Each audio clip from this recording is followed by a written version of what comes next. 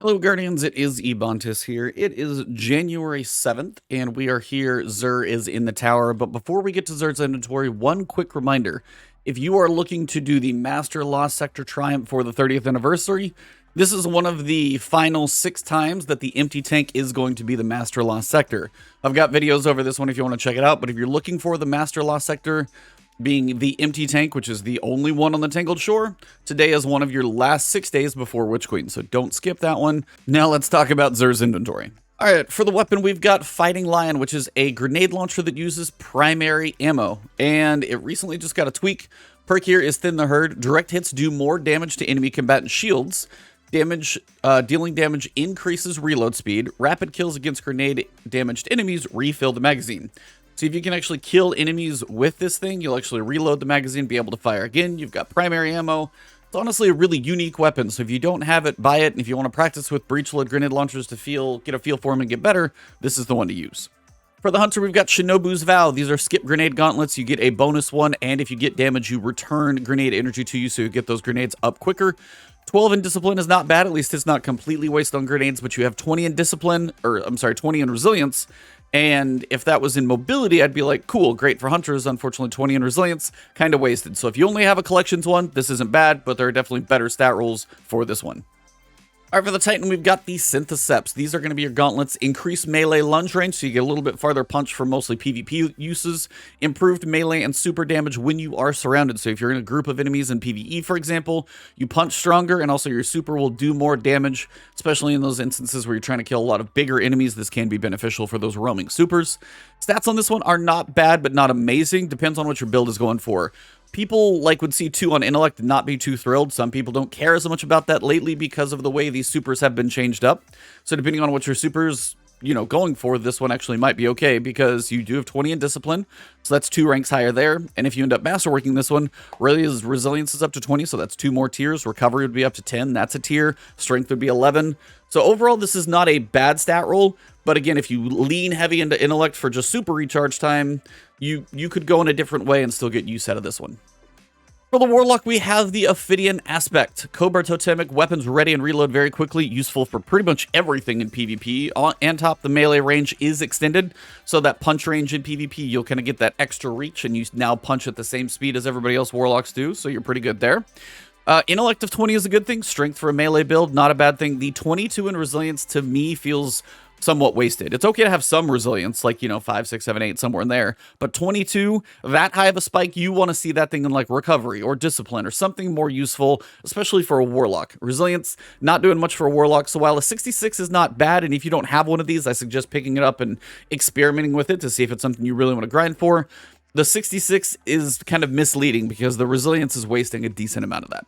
Alright, for your weapons, we've only got one good one, in my opinion, but some you might want to take a quick look at. Full Auto Dragonfly, not so much. Field Prep and Rampage, put subsistence on this thing, then I'd be excited. Under Pressure and Vorpal. It's a 180 hand cannon with Vorpal. The only reason I would say pick this thing up is if you want this as a possible champion weapon, because Vorpal on champions, you will have to shoot him 3 times, but 180 is faster. But you are going to be able to get that extra damage on a champion, which can be beneficial. And on primaries, Vorpal actually got a boost. So this is 20%. You put, major on it. It's 27% towards a major or a champion. I mean, that's actually going to be a good thing. We haven't had shotguns related to champion yet, but if that ever does happen, this could be actually really fun to use. If you've never had snapshot sights on a sniper rifle, this is fun, but Outlaw takes away from it because we're not going for single kills and a quick reload like you would a primary weapon. This is the one I want to talk about. If you've ever had an interference grenade launcher, you probably need one. Now, Field Prep does a couple things. One, faster reload and ready when you're crouching, which if you get used to that can have some benefits, takes a little to get used to. But the increased ammo reserves for a heavy weapon is big for tougher encounters like Grandmasters and Master Lost Sectors, so you have more in reserves. And you have 2 damaging perks. One, Spike Grenades. Grenades fired this weapon do increased damage on direct hits. And you have full court, so the farther they travel, the more damage you do. So when you get comfortable with those grenade launchers, farther range, especially putting stuff into champions, if grenade launchers come back again, this is a very stout roll because you have double damage perks. This is kind of god tier. I'm even going to take a picture of this one real quick just to make sure I've got a thumbnail for it. So please make sure you pick this one up and put it in your vault. When grenade launchers are potent, this is one you will want to use. Finally, we've got Stars and Shadow with Vorpal, again, as a champion weapon. This can be powerful. You've got an extended mag, you've got some stability. Vorpal and Pulse Monitor just got a buff to it. So Vorpal, primary weapon, 20%. Put major spec on here. If we're stunning champions with pulses in some way, this is one that you're going to want to hold on to as well. So quite a few champion type weapons in the legendary weapon department. Pick those up, but please do not miss that grenade launcher. All right, for the Titan, I'm seeing okay gauntlets. If you're looking into like a high resilience, high discipline build, maybe you're looking into that. Very good chest though, 63, high recovery, decent discipline, high intellect, some resilience, some mobility, not much in strength. Overall, very functional thing here. 61, again, not much in resilience. If you're not leaning into that as a Titan, that's a preference if you're going for other type of builds.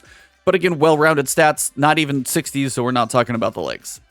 The Warlocks, you've really only got two pieces to look at. A decent chest at 60, not really exciting, but high recovery, high intellect, so decent spikes there in the stats. If you're, getting started, this is not a horrible one to pick up. Helmet 63, it is high discipline, but kind of evenly distributed. Some mobility if you're looking into that one. Rest of them, not really worth it. Now to the Hunter. All right, I think Hunters definitely win today. You've got a 62, low in mobility, so not the best here, but decent recovery, decent strength, not bad for a certain build. This chest piece, though, some mobility, not too much wasted on resilience, high recovery, decent intellect, decent strength, some discipline. You masterwork this one, it's going to be a 76 total, well distributed with a spike and recovery. If you don't have a decent chest, buy this. You can definitely get some good use out of this one.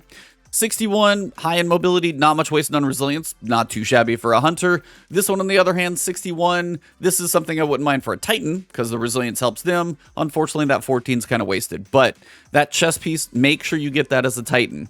And remember, when it comes to any of these, I'm not going to have like the perfect opinion about every single weapon, so if you like one and you want to use it, go ahead and buy it. These are just my suggestions from my experiences and my personal preferences.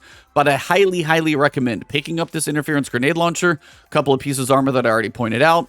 And again, if you don't have Fighting Lion, and also remember, Tangled Shore Lost Sector is today, and it's one of 6 times before Witch Queen, so try and knock it out today. If you guys did enjoy the video, drop a like below, leave a comment if there's anything I may have missed or not pointed out to you guys. If you want to find me on Twitter or Twitch, it's Ebontis, radio on YouTube.